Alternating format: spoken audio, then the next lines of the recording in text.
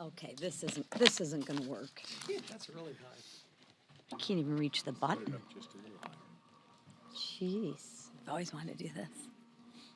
You can raise it after me.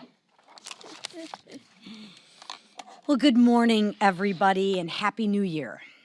I want us a little somber today, but yesterday our conference lost an extraordinary member, colleague, Doug LaMalfa. Doug LaMalfa devoted his life to serving the people of Northern California.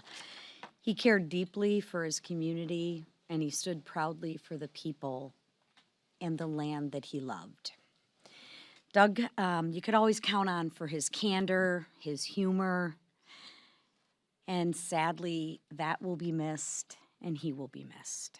Our thoughts and prayers are with the LaMalfa family, his wife Jill, and their 4 children, as well as his constituents that he served and cared about so deeply. But even in grief, House Republicans are getting back to the people's work.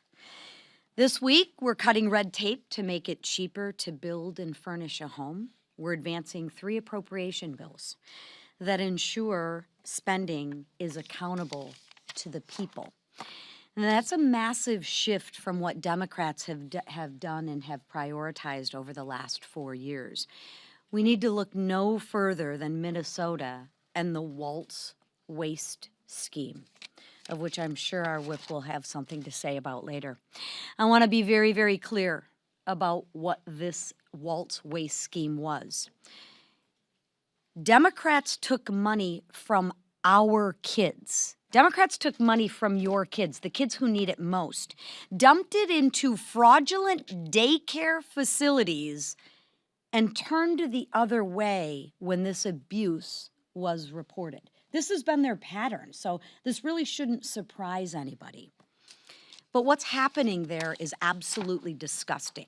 Tim Walz can announce that he won't run again for governor, but he will still be held accountable by House Republicans, and that's exactly what we're doing this week in the House Oversight Committee. Republicans' efforts this week build on what we delivered in 2025, the largest middle-class tax cut in history. Yes, ladies and gentlemen, the Democrats voted to raise everybody's taxes, but we didn't let that happen as Republicans. We eliminated taxes on tips, on overtime, and tax cuts for seniors. We expanded the child tax care credit and delivered real relief for working class families. Now, we're going to further continue relief by lowering costs on housing, energy, and health care. Democrats can either get on board or explain why they're still defunding the policies that caused this crisis. And they're defending these policies that caused this crisis. Lastly, I want to end with recognizing President Trump and the actions that he took this weekend to protect American lives. For years, Maduro's regime turned Venezuela into a pipeline for deadly drugs, fueling one of the leading causes of death in our country. I think we all know somebody who has died from a drug overdose.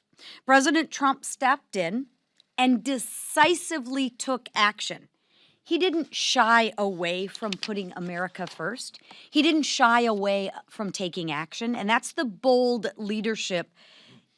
That's exactly what we're bringing back to this country, and that's exactly the bold leadership that this country needs.